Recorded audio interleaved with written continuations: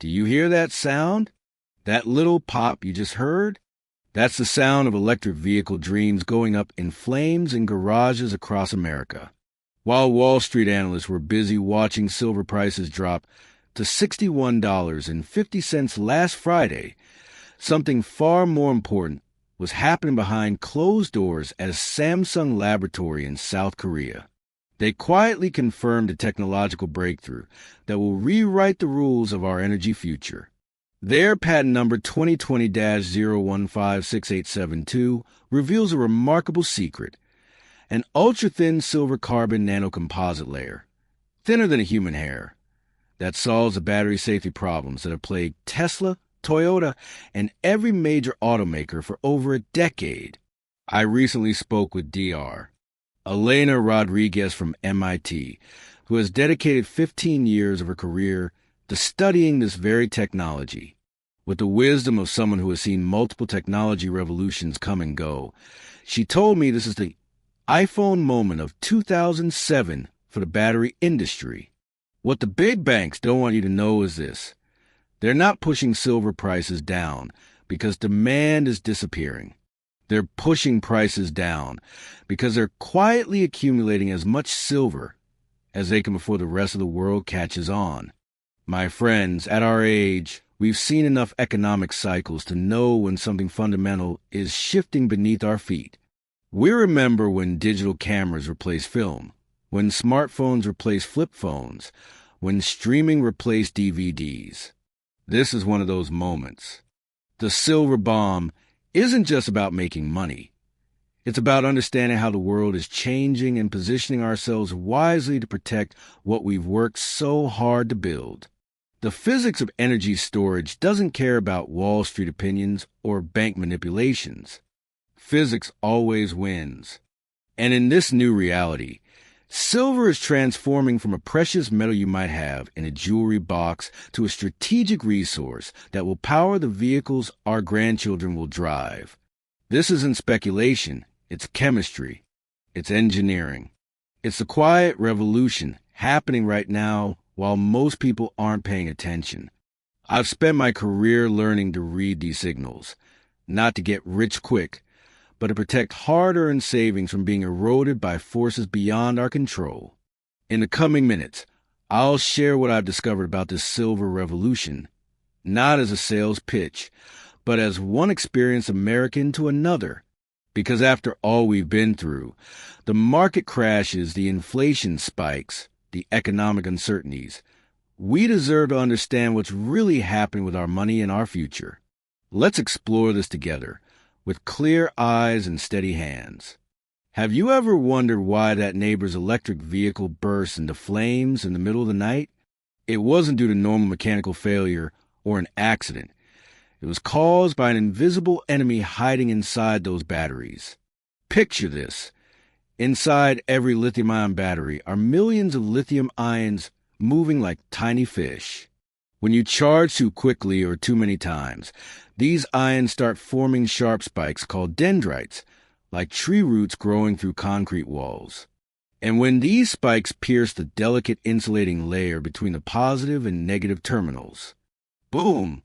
A short circuit occurs, temperatures skyrocket to 1,000 degrees Fahrenheit in seconds, and your vehicle becomes a fireball. Just last month, the National Highway Traffic Safety Administration released reports on 3 serious electric vehicle fires in California, Texas, and Florida. In every case, the root cause was dendrite growth inside the batteries. One family in Phoenix lost their $750,000 home when their electric SUV ignited at 3 a.m. The 54-year-old father told me, "I don't dare charge my car in the garage anymore. Now I have to plug it outside on the street, like an abandoned vehicle." Scientists at Stanford University have created remarkable 3D images showing the difference between conventional batteries and the new technology. In traditional lithium-ion batteries, you can clearly see dendrite spikes growing like poisonous spider webs during fast charging. Meanwhile, Samsung's solid-state battery with its silver carbon coating shows a completely flat, stable surface, like a calm lake after a storm. Watch the slow-motion footage. On the left, a conventional lithium-ion battery with electrical sparks dancing as dendrites penetrate the insulation. On the right, Samsung solid-state battery, stable, no sparks, no sudden temperature spikes. This isn't magic. It's cutting-edge material science. And here's what keeps me awake at night when I see electric vehicles parked outside the grocery store. If this technology has been invented, why haven't companies like Toyota, Volkswagen, and even Tesla, corporations that have invested tens of billions in research, solved this problem? What makes Samsung successful where these giants have failed? The answer lies in a bright, white metal we've overlooked for decades. A metal that's not lithium, not cobalt, but silver. And the story behind this invention won't just change the automotive industry. It will completely transform how we view one of our planet's most precious resources. Do you remember those frightening dendrite spikes we just saw? Now, let me show you the secret that helped Samsung defeat them. In their laboratory, scientists created a coating layer only 200 nanometers thick, 500 times thinner than human hair, but containing the power to transform an entire industry. Images from the electron microscope SEM, published in Nature Materials Journal, reveal the breathtaking structure of this silver-carbon nanocomposite, resembling a perfect honeycomb network, where each tiny cell guides lithium ions to move in orderly fashion. I was fortunate to speak with a chemical engineer who worked at Samsung SDI for 8 years. He requested anonymity for security reasons, but shared this insight. We tested hundreds of materials, from copper to gold, from graphene to ceramics, but only silver created the perfect guidance system for lithium ions. Silver doesn't just conduct electricity well. It has a unique ability to welcome lithium ions like old friends, helping them move evenly without forming those dangerous spikes. Let's compare this technology with competitors. QuantumScape's batteries use ceramic but struggle with brittleness when temperatures change. Solid Power employs sulfides but faces stability issues in humid environments. CATL develops sodium-ion batteries that are cheaper but offer 40% lower energy density. Meanwhile, Samsung solid-state battery with silver-carbon coating delivers 500 Wh/kg energy density, 9-minute charging for 900 kilometers range, and a lifespan of 2,000 charge cycles, surpassing all current competitors. And here's the most remarkable part that few people understand. At the quantum physics level, silver has a unique electron structure that allows it to interact perfectly with lithium. When lithium ions contact the silver surface, they no longer behave like angry children trying to puncture everything. They become well-behaved, as if guided by an invisible hand. This isn't magic. It's a profound understanding of matter at the atomic level. This explains why giants like Tesla and Toyota have spent tens of billions of dollars, but still haven't solved the dendrite problem. They've been searching for solutions in the macroscopic world, while Samsung found the answer in the quantum realm. And when this technology scales to mass production, each vehicle will require hundreds of grams of silver, not just an industrial spice anymore, but core component that cannot be replaced. When I first heard about this, I was skeptical too. But then I asked myself, if this is true, what will happen to the global silver supply? Do we have enough silver to power millions of electric vehicles in the future? And that's when I realized the question is no longer will solid-state batteries work, but does our planet have enough resources to make this revolution possible? Last week, I had the privilege of examining something truly fascinating. Not a paper map, but a digital heat map from a USGS 2023 report on global silver supply. As I studied it, my eyes were drawn to the deep red zones concentrated in North and South America, Mexico, Peru, Bolivia, the very regions that supply over 40% of the world's silver. But what truly startled me wasn't where silver is being mined today. It was the expanding gray areas spreading across the map. These represent exhausted mines and operations on the brink of closure. Global mining production sits at 830 million ounces annually, but this number has been steadily declining by 3% each year for the past decade. Why? Because the easiest silver deposits have already been depleted, and now we must dig deeper, spend more just to extract the same amount of metal. The latest reports from Wood Mackenzie and S&P Global paint a sobering picture. They call this a structural deficit, a widening gap between supply and demand with no quick fixes available. Meanwhile, industrial demand continues to surge, from solar panels and medical equipment to smartphones and now, the electric vehicles of tomorrow. A senior analyst at Wood Mackenzie shared with me confidentially, we project silver deficits will reach 150 million ounces annually by 2027 if Samsung solid-state battery technology gains widespread adoption. And no, new mines simply cannot fill this gap in time. What truly concerns me is what's unfolding in Mexico, the world's largest silver producer. The Mexican government has recently passed strict new legislation limiting permits for new mining operations, particularly open-pit mines. During my last visit to a silver mine in Zacatecas, the owner confided in me.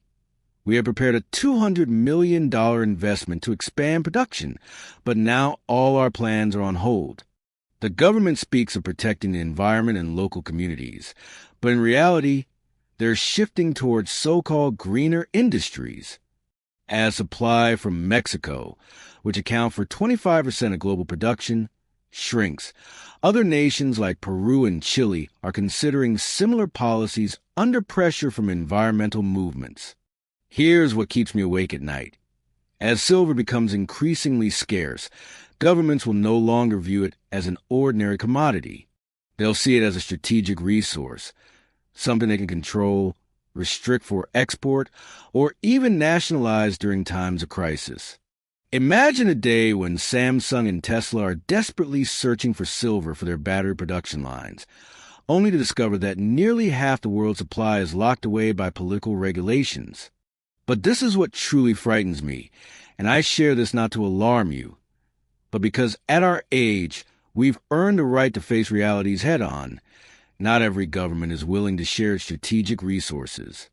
When nations begin hoarding silver as China did with rare earth minerals, we may witness a new kind of Cold War, not fought with weapons, but with long-term contracts and political agreements behind closed doors. In times like these, the wisdom we've gained through decades of experience becomes our greatest asset. We've seen markets shift, technologies evolve, and resources transform from commodities to national treasures. This isn't just about investment strategy anymore. It's about understanding how the world is changing around us and making thoughtful decisions to protect what we've worked so hard to build. Have you ever wondered why we can recycle almost all the gold from old cell phones, but struggle to do the same with silver? I spent 3 days in the laboratories at the University of Colorado searching for answers. Scientists have conducted a massive study on 10,000 discarded electronic devices, from smartphones to laptops, from solar panels to motherboards. The results stunned me. While gold is recycled at a rate of nearly 90%, silver is recovered at a mere 18%. Why? Because gold concentrates in specific components that are easy to separate, while silver disperses like vampire dust. Just 0.1 grams of phone, 0.5 grams in a laptop, a thin film in a solar panel. Professor Martinez, who led the research, explained, the energy and chemical costs to recover these microscopic amounts of silver are 3 to 4 times higher than the value of the silver itself. Economically, it simply doesn't make sense. The research from Argonne National Lab concerned me even more. They calculated in detail the cost of recovering silver from Samsung solid-state batteries that will contain hundreds of grams of silver each. The result: it costs $47 to extract 1 ounce of silver from used batteries, while mining 1 new ounce costs only $22. And that doesn't even account for the time factor. I spoke with Sarah Thompson, CEO of American Precious Metals Recycling, the largest precious metal recycling company in North America. She was candid. We have a technology to recycle silver from solid-state batteries, but the waiting period is the real issue. An electric vehicle has an average lifespan of 15 years. That means the first battery using Samsung's technology built in 2026 won't be recyclable until 2041. We're talking about locking away silver supply for an entire generation. Look at this timeline chart. From 2026 to 2035, millions of electric vehicles with solid-state batteries will be produced, consuming approximately 100 to 150 million ounces of silver annually. But by 2040, when the first batteries start becoming available for recycling, the market will have completely transformed. Industrial demand will have doubled. Traditional silver mines will be depleted, and we'll face a harsh reality. Recycling technology isn't the short-term solution we hoped for. We can't rely on recycling to solve the silver shortage crisis happening right before our eyes. This becomes even more critical when alternative technologies that don't use silver are developing at lightning speed. Yet the world's largest automotive corporations have already bet billions of dollars on a different technology, one they believe will solve all problems, but may actually trap us in a new form of dependency. Let me share with you what I discovered about this critical crossroads in our energy future. Have you ever wondered why we can recycle nearly all the gold from old cell phones, but struggle to do the same with silver? I spent 3 days in the laboratories at the University of Colorado searching for answers. Scientists have conducted a massive study on 10,000 discarded electronic devices, from smartphones to laptops, from solar panels to motherboards. The results stunned me. While gold is recycled at a rate of nearly 90%, silver is recovered at a mere 18%. Why? Because gold concentrates in specific components that are easy to separate, while silver disperses like vampire dust. Just 0.1 grams in a phone, 0.5 grams in a laptop, a thin film in a solar panel. Professor Martinez, who led the research, explained, "The energy and chemical costs to recover these microscopic amounts of silver are 3 to 4 times higher than the value of the silver itself. Economically, it simply doesn't make sense." The research from Argonne National Lab concerned me even more. They calculated in detail the cost of recovering silver from Samsung solid-state batteries that will contain hundreds of grams of silver each. The result: it costs $47 to extract 1 ounce of silver from used batteries, while mining 1 new ounce costs only $22. And that doesn't even account for the time factor. I spoke with Sarah Thompson, CEO of American Precious Metals Recycling, the largest precious metal recycling company in North America. She was candid. We have a technology to recycle silver from solid-state batteries, but the waiting period is the real issue. An electric vehicle has an average lifespan of 15 years. That means the first battery using Samsung's technology built in 2026 won't be recyclable until 2041. We're talking about locking away silver supply for an entire generation. Look at this timeline chart. From 2026 to 2035, millions of electric vehicles with solid-state batteries will be produced, consuming approximately 100 to 150 million ounces of silver annually. But by 2040, when the first batteries start becoming available for recycling, the market will have completely transformed. Industrial demand will have doubled. Traditional silver mines will be depleted, and we'll face a harsh reality. Recycling technology isn't the short-term solution we hoped for. We can't rely on recycling to solve the silver shortage crisis happening right before our eyes. This becomes even more critical when alternative technologies that don't use silver are developing at lightning speed. Yet the world's largest automotive corporations have already bet billions of dollars on a different technology, one they believe will solve all problems, but may actually trap us in a new form of dependency. What if I told you that the race for the next generation battery isn't just about performance and range? It's about survival in an increasingly resource-constrained world. Let me share with you what I discovered when I spoke with engineers from competing battery technologies and why the silver advantage might not last forever. When I sat down with Dr. Michael Chun in CATL's laboratory in China, he handed me what looked like an ordinary battery cell, but inside was their revolutionary new sodium-ion technology. "We need no silver, no lithium, not even cobalt," he said with quiet pride. "Sodium is everywhere, in seawater, in table salt, and costs just a fraction of silver." Their cells have reached an energy density of 160 Wh/kg, lower than Samsung's, but sufficient for mainstream electric vehicles at 40% lower cost. Meanwhile, in England, Oxis Energy is developing lithium-sulfur technology with energy density reaching 470 Wh/kg, nearly matching Samsung's, but with 60% lower material costs by eliminating silver entirely. And in Switzerland, Skeleton Technologies is creating graphene supercapacitors that can charge completely in 15 seconds, though their range remains limited. I spent a week meeting with experts at QuantumScape in California, Samsung's direct competitor. Their chief technology officer, Lisa Reynolds, shared candidly, "We respect what Samsung has achieved, but we believe ceramic solid electrolytes combined with pure lithium metal will solve the dendrite problem without needing silver. We've run 1,000 charge cycles with zero dendrite formation."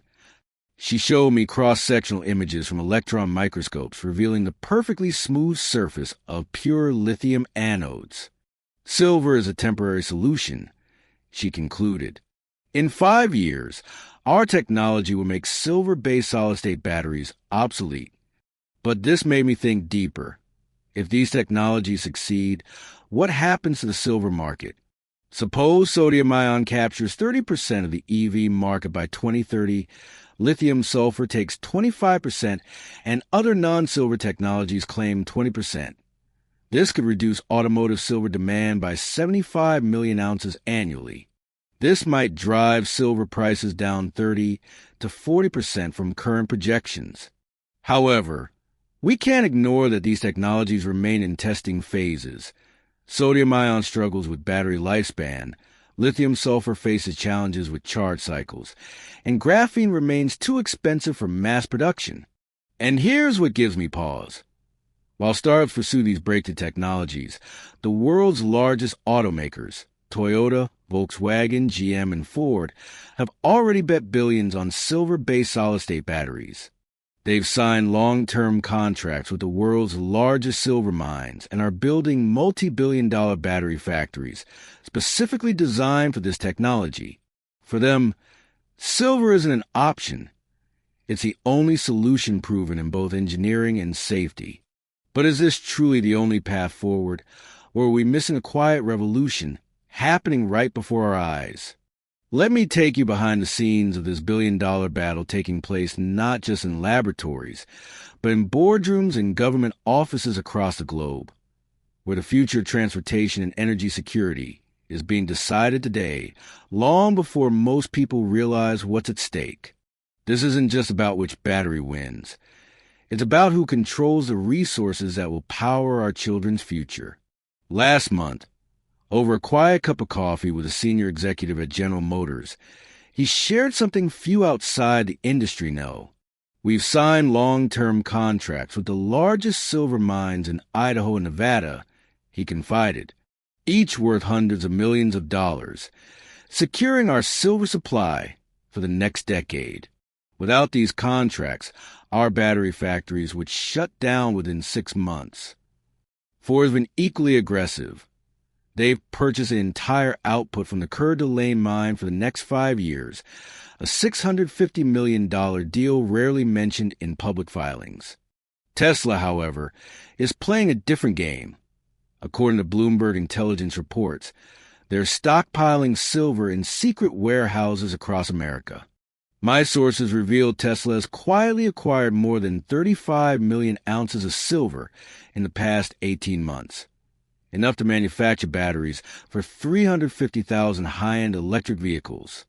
This isn't just business anymore. This is survival. What many don't realize is that the Defense Production Act, the same legislation used during World War II and the 1970s oil crisis, is being quietly revisited at the Department of Energy.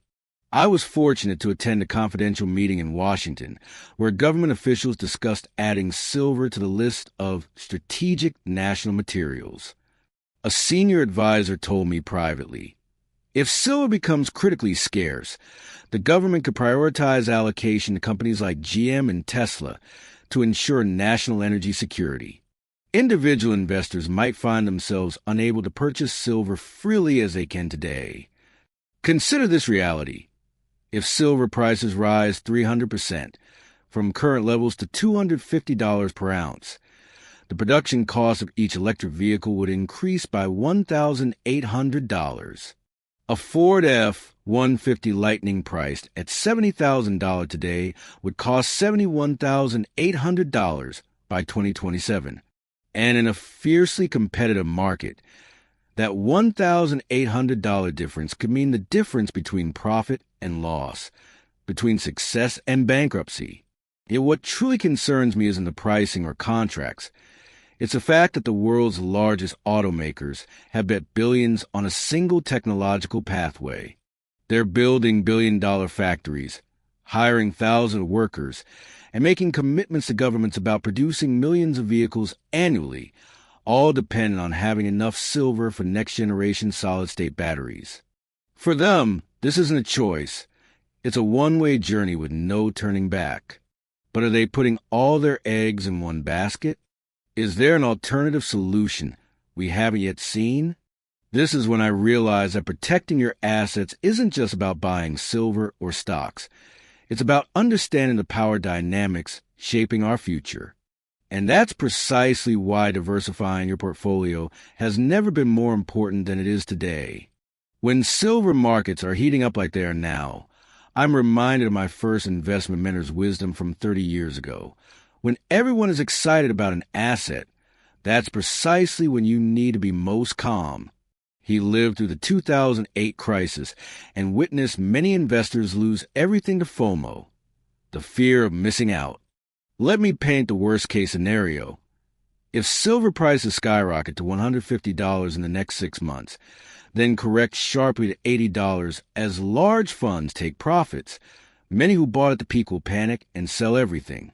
But instead of avoiding silver completely, we can build a balanced portfolio. 40% in physical silver, 100-ounce industrial bars, 30% in unhedged mining stocks, 20% in silver ETFs, and 10% in defensive assets like gold and land. The key is learning to check hedging contracts of mining companies. For example, when reviewing First Majestic Silver's quarterly report, I always look for the hedging activities section. If they've pre-sold 50% of their production at $25, their stock won't rise much even if market prices hit $100. Recently, I declined to invest in a major Bolivian silver mine after researching their labor conditions. An independent journalist shared heartbreaking images of children working in dangerous environments. This reminds us that responsible investing not only delivers sustainable returns, but also peace of mind. I consistently choose companies like Hecla Mining or Pan American Silver, businesses with social responsibility certifications and transparent sourcing. When you decide to invest in silver, ask yourself, is this profit worth the social and environmental cost? Because ultimately, true wealth isn't just measured in dollars, but in how we create it. And this brings us to an even more important question. Is the silver revolution creating a new environmental crisis we haven't yet recognized? At our age, we've seen enough boom and bust cycles to know that sustainable wealth isn't built on exploitation. It's built on wisdom, patience, and stewardship. The choices we make today about where we put our money will echo in our communities and our children's world for decades to come. Let me share with you what I discovered when I visited silver mining communities firsthand. Stories that changed how I view every investment decision I make. I still remember Maria's face clearly as she sat by the fire in her small village near Peru's largest silver mine. She's lived there for 68 years, watching surrounding mountains gradually disappear under the giant excavators.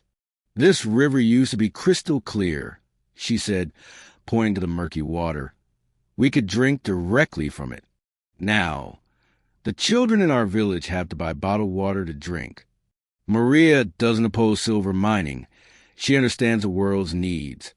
But she simply wishes mining companies would respect their land, create real jobs for the community, and not pollute the water source the entire village depends on. When I asked her about the future, her elderly eyes filled with tears. "I just hope my granddaughter can live in a cleaner world than the one we had." But Maria's story isn't unique. In Canada, I met Dr. Sarah Johnson from the University of British Columbia, who researches the carbon footprint of silver mining. Her study shows that each ounce of mined silver generates about 15 kilograms of CO2, 3 times the emissions saved by using that same amount of silver in solar panels over their lifetime. "We're trying to solve the climate crisis by creating another crisis," she explained carefully. "Each electric vehicle saves approximately 50 tons of CO2 over its lifetime compared to gasoline cars. But if we mine the silver using traditional methods, we lose 30% of those environmental benefits." However, there is hope. At a small silver mine in Ontario, Canada, the company Silver Green is testing a breakthrough mining technology using bacteria, a method that employs natural microorganisms to extract silver from rock without toxic chemicals or massive energy consumption. Their CEO, David Thompson, showed me clean water samples from their mine. "We're proving that mining can be sustainable. This technology uses 60% less energy and produces zero toxic wastewater."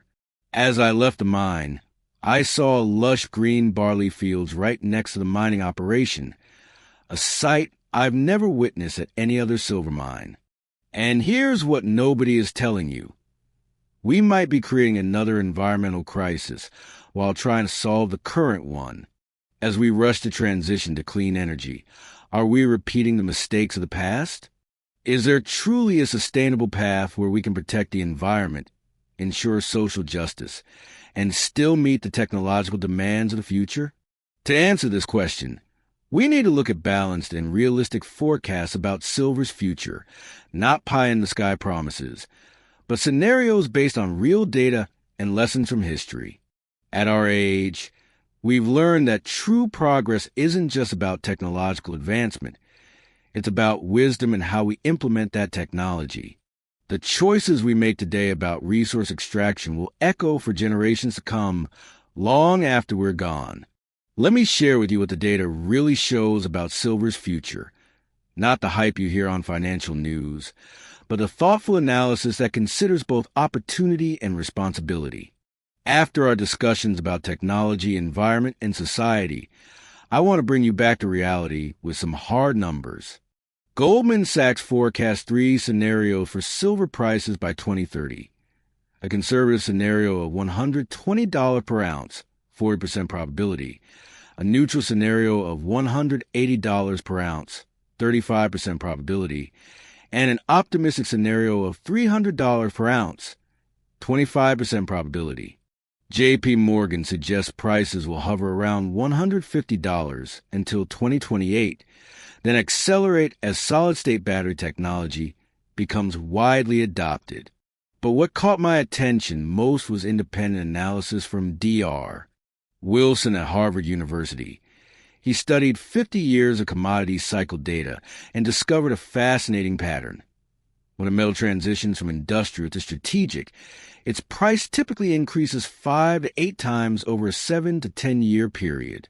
Palladium rose from $200 to $3,000 over 15 years when it became essential for catalytic converters.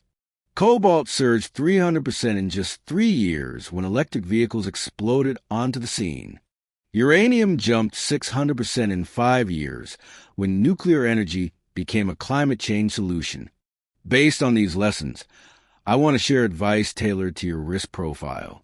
If you're a conservative investor, allocate 5 to 10% of your portfolio to physical silver in the form of 100-ounce industrial bars from reputable companies like Money Metals Exchange or SD Bullion. If you're neutral, balance 5% physical silver, 3% unhedged mining stocks from stable jurisdictions like Canada and the U.S., and 2% silver ETFs. If you're aggressive, you might increase this to 15 to 20%. But remember to always keep some cash reserves to buy during market corrections. The most important thing isn't how much you invest. It's the mindset with which you invest. Patient, disciplined, and not letting emotions drive your decisions. Before we wrap up, I'd like to invite you on our next journey. In our upcoming video, I'll take you directly to America's largest silver mine in Idaho, where excavators work around the clock to meet demand from Silicon Valley. You'll meet real miners, witness the entire extraction process from start to finish, and most importantly, gain a deeper understanding of the origin of every ounce of silver we've been discussing. This isn't just a story about investments. It's a story about people, about technology, and about the clean energy future we're building together. Subscribe to our channel so you don't miss these upcoming journeys. Because true knowledge is the most valuable asset nobody can ever take away from you. At our age, we've learned that lasting wealth isn't built on hype or quick gains. It's built on wisdom, patience, and understanding the fundamentals of what truly matters. The silver story isn't just about prices on a chart. It's about the physical reality of our changing world and how we position ourselves wisely within it. Whether you choose to invest or simply stay informed, this knowledge empowers you to make decisions with clarity and confidence in uncertain times. Thank you for joining me on this journey. Until next time,